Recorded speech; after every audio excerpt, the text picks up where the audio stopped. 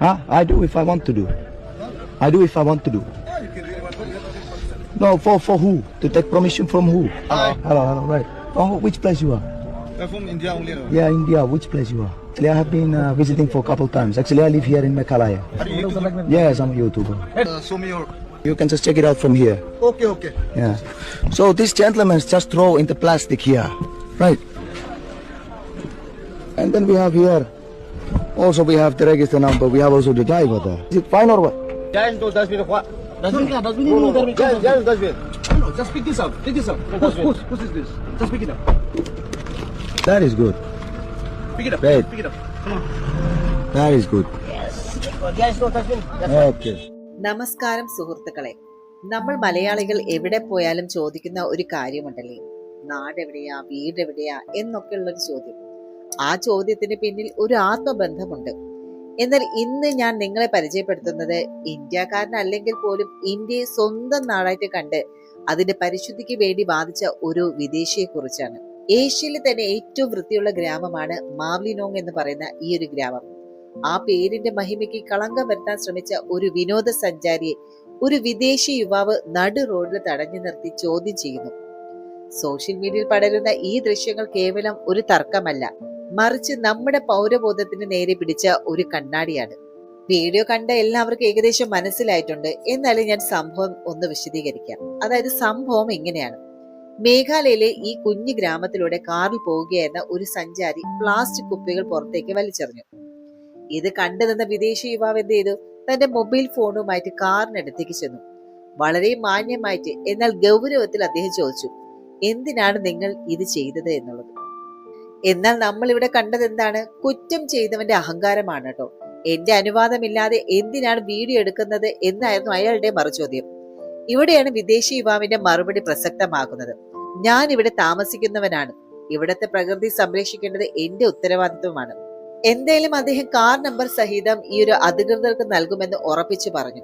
ഒടുവിൽ നാട്ടുകാരനായിട്ട് ഒരാൾ കൂടി ഇടപെട്ടപ്പോഴാണ് ആ ഒരു സഞ്ചാരി മാലിന്യം തിരികെ എടുക്കാൻ തയ്യാറായത്. നമ്മളൊന്ന് ആലോചിച്ച് നോക്കൂ, നമ്മുടെ കയ്യിൽ ഒരു ബിസ്ക്കറ്റ് കവറോ പ്ലാസ്റ്റിക് കുപ്പിയോ ഉണ്ടെങ്കിൽ അത് അടുത്തുള്ള ഡസ്റ്റ്ബിനിൽ ഇടാൻ എത്ര പേരാണ് തയ്യാറാകുന്നത്? ട്രെയിൻ യാത്രക്കിടെ ജനലിലൂടെ പ്ലാസ്റ്റിക് പുറത്തേക്ക് എറിയുന്നത് നമുക്കൊരു ശീലമായി മാറിയിരിക്കുന്നു. നമ്മുടെ സുന്ദരമായ മൂന്നാറിലെ മലനിരകളിലോ വയനാട്ടിലെ കാടുകളിലോ ഒക്കെ പോയാൽ അവിടെ നമ്മൾ ആദ്യം കാണുന്നത് എന്താണ്? പ്ലാസ്റ്റിക് നിരോധിത മേഖല എന്ന ബോർഡും അതിന് തൊട്ട് താഴെ കിടക്കുന്ന പ്ലാസ്റ്റിക് മാലിന്യങ്ങളുമാണ്. എന്നാൽ വിദേശ രാജ്യങ്ങളിൽ പോയി അവിടുത്തെ വൃത്തിയെ പുകഴ്ത്തി ഫേസ്ബുക്കിലേക്ക് പോസ്റ്റ് ഇടുന്ന നമ്മൾ സ്വന്തം നാട്ടിൽ വരുമ്പോൾ എന്തുകൊണ്ടാണ് ഇത്രയും നിരുത്തരവാദപരമായിട്ട് പെരുമാറുന്നത്? നിയമത്തോടുള്ള ഭയമാണോ അതോ ആ നാടിനുള്ള ബഹുമാനമാണോ എന്ന് നമ്മെ അവിടെ മാന്യന്മാരാക്കുന്നത്? എന്തായാലും സോഷ്യൽ മീഡിയയിൽ ഈ വീഡിയോയ്ക്ക് താഴെ വന്ന ഒരു കമന്റ് ഇങ്ങനെയായിരുന്നു: ആ വിദേശി ഇപ്പോൾ നമ്മളെക്കാൾ വലിയ ഭാരതനായിട്ട് മാറിയിരിക്കുന്നു എന്നുള്ളതാണ്. സത്യമല്ലേ അത്?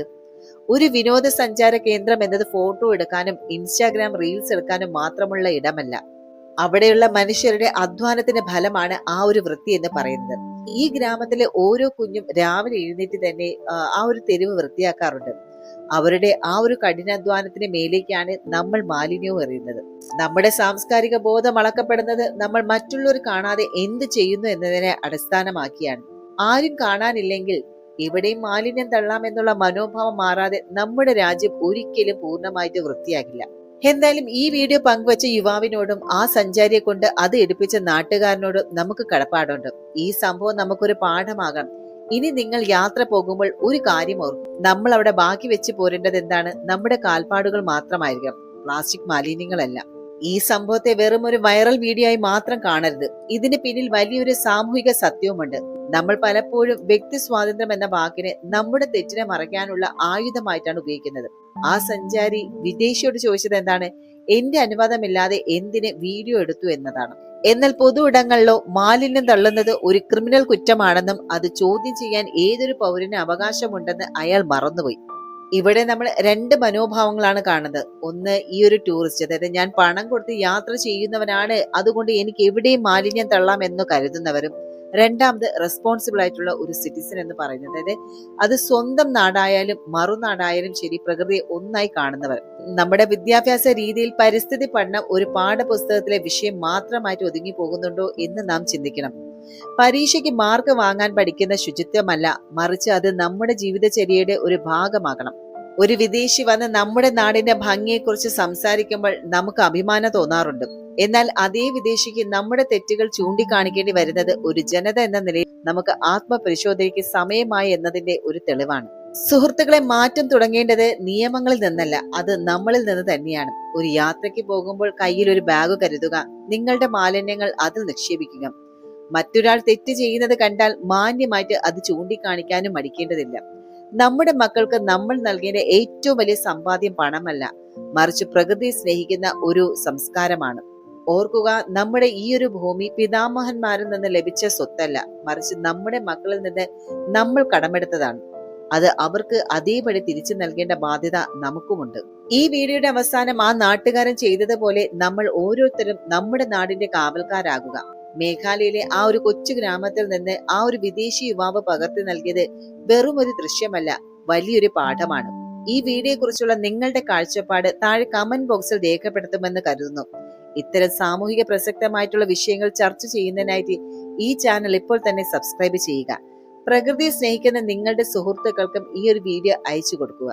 അപ്പോൾ മറ്റൊരു ചിന്തയുമായി മറ്റൊരു വീഡിയോയിൽ വീണ്ടും കാണാം. അതുവരയ്ക്ക് നന്ദി, നമസ്കാരം.